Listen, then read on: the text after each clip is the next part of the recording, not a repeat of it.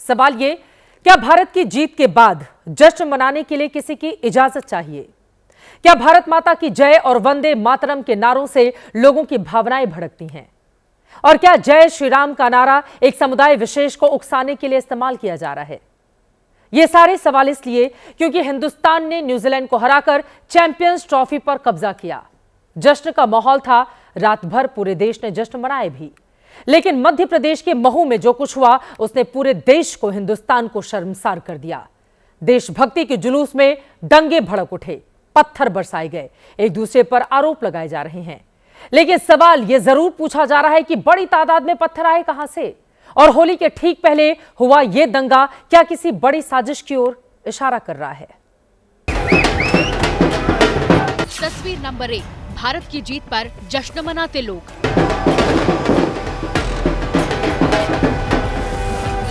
तस्वीर नंबर 2, जीत के जश्न के दौरान पत्थरबाजी।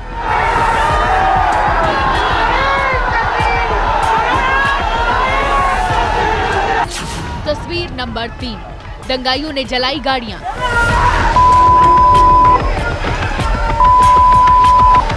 और तस्वीर नंबर 4, पुलिस ने संभाला मोर्चा।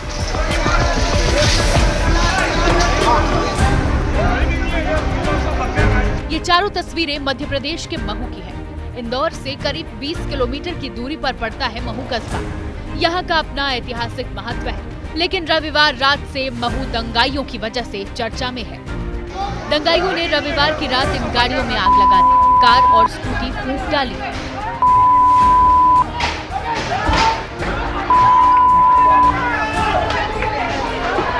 पुलिस वाले गैलन के पानी से आग बुझाते दिखे। लोगों ने मुर्दाबाद के नारे लगाए।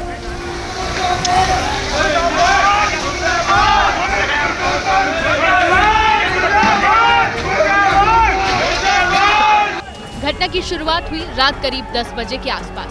भारत और न्यूजीलैंड का मैच खत्म हुआ था। जीत के जश्न में लोग जुलूस निकालने सड़क पर उतरे थे।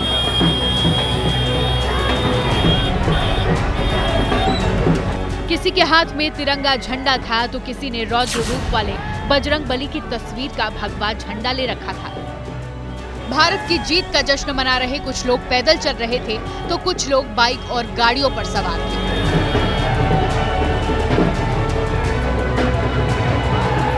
मुस्लिम पक्ष का आरोप है कि महू की जामा मस्जिद के पास जुलूस पहुंचा तो किसी ने भीड़ से मस्जिद में पटाखे फेंक दिए। तनातनी यहीं से शुरू हुई। नारेबाजी और हाथापाई ने हिंसा की शक्ल ले ली।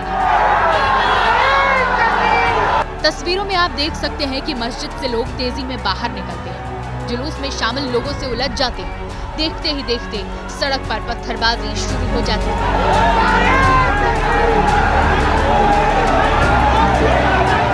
गली से पत्थरबाजी का वीडियो स्थानीय लोगों ने मोबाइल कैमरे में कैद किया है। अब इस वीडियो को देखिए। कुछ दंगाई गली के बीचों बीच एक स्कूटी को ईंट पत्थरों से तोड़ रहे हैं।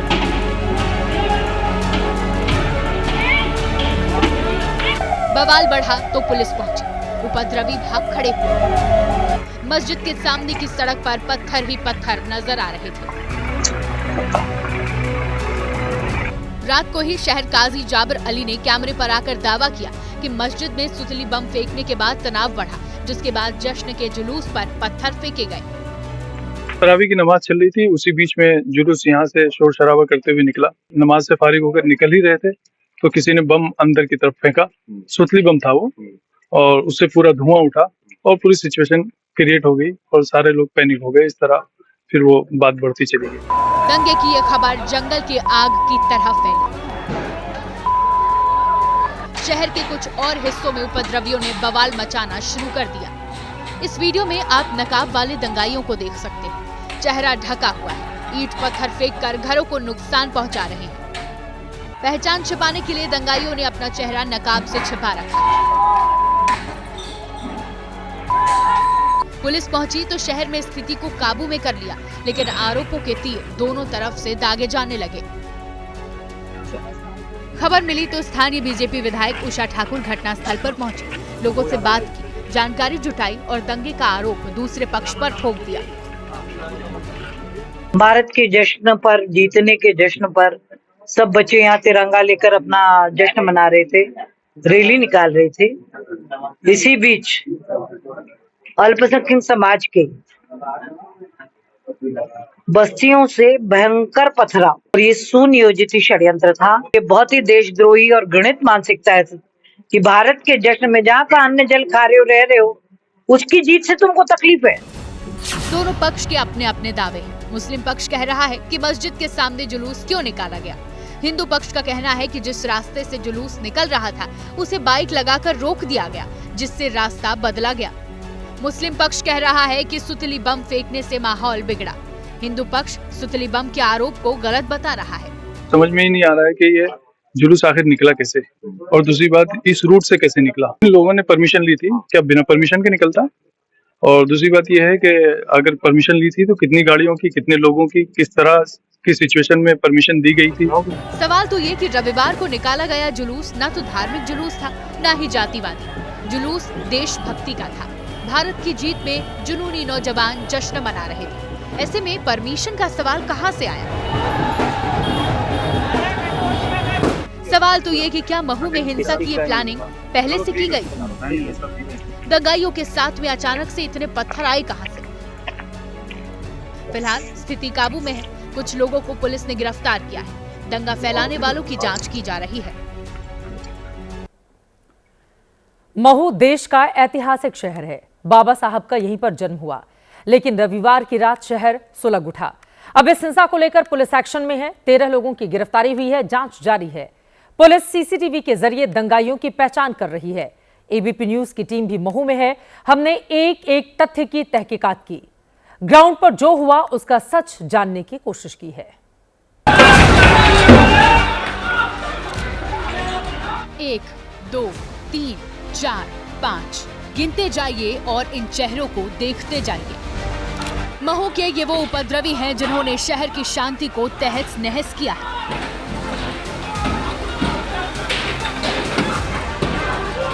भारत की जीत के जुलूस के बाद पत्ती बाजार इलाके में इन दंगाइयों ने चेहरे पर नकाब लगाकर उपद्रव किया।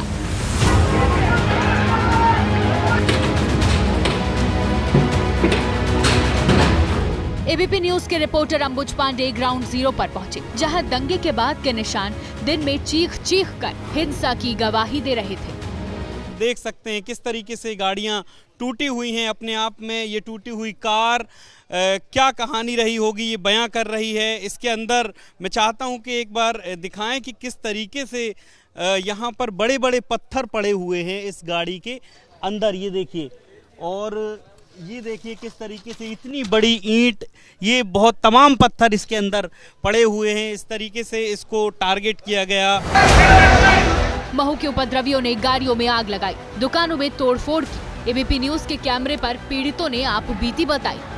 मैच की रैली निकल रही थी, उसके बाद अचानक से उधर से भगते हुआ इधर से भगते हुआ वो पथराव चालू कर दिए। ऊपर तीसरी मंजिल तक देखिए निशान दिख रहे हैं। इतनी ऊपर तक पथराव करा। यहाँ पर जितनी गाड़ियाँ थी सभी में तोड़फोड़ करी, आग लगाई। गाड़ियाँ इकट्ठी करी हैं और यहाँ थर्माकोल रखे हैं, सब जमा के फिर आग लगाई है। और यहाँ पे कोई भी दूसरा पक्ष का नहीं था। पेट्रोल बम लगा के वके हैं और आग उसी तरह लगाई गई है। जिस जामा मस्जिद इलाके में हिंसा की शुरुआत हुई, एबीपी न्यूज की टीम दिन में वहां भी पहुंची और हिंसा की हकीकत को जानने की कोशिश की। ये तो यहाँ पर ही वो घटना हुई थी और ये यही सेंसिटिव इलाका था जहाँ से इस घटना की शुरुआत हुई। और कहा जा रहा है कि एक दूसरे पर दोनों पक्ष आरोप लगा रहे हैं, लेकिन पुलिस का भी ये दावा है कि फिलहाल हालात सामान्य हैं, पर एहतियातन वो यहाँ पर तैनात हैं। हिंसा के बाद बीजेपी के सांसद और विधायक कह रहे हैं कि दोषियों को बख्शा नहीं जाएगा। भारत जीतता है तो उसकी आतिशबाजी से नफरत क्यों करते हो? और अगर तुम्हें इन पटाखों से नफरत है तो डॉक्टर मोहन यादव की सरकार के डंडे के पटाखे खाने पड़ेंगे। अब पुलिस रविवार की रात के दंगाइयों के चेहरों को पहचानने की कोशिश कर रही है। पता लगाने में जुटी है कि उपद्रवियों के हाथ में इतने पत्थर अचानक कहां से आए। सीसीटीवी से पहचान की जा रही है। अराउंड 13 लोगों को अरेस्ट कर लिया गया है और बाकी लोगों को भी पुलिस चेक कर रही है। सीसीटीवी फुटेजेस पुलिस के पास उपलब्ध हैं, उन लोगों को चेक कर रही है कौन लोगों ने कल शांति भंग करने की कोशिश की है और उन पर पुलिस सख्त कार्रवाई करेगी। पुलिस ने हिंसा के आरोप में दर्जन भर उपद्रवियों को गिरफ्तार किया है। कुछ लोगों के खिलाफ रासुका लगाए जाने की तैयारी है। हिंसा के विरोध में हिंदू संगठनों ने महू बंद रखा। पुलिस की जांच जारी है, लेकिन हिंसा किस तरफ से भड़की, कौन लोग जिम्मेदार हैं, कड़ी कार्रवाई कब की जाएगी, कई ऐसे सवाल हैं जिनका जवाब मिलना भी बाकी है।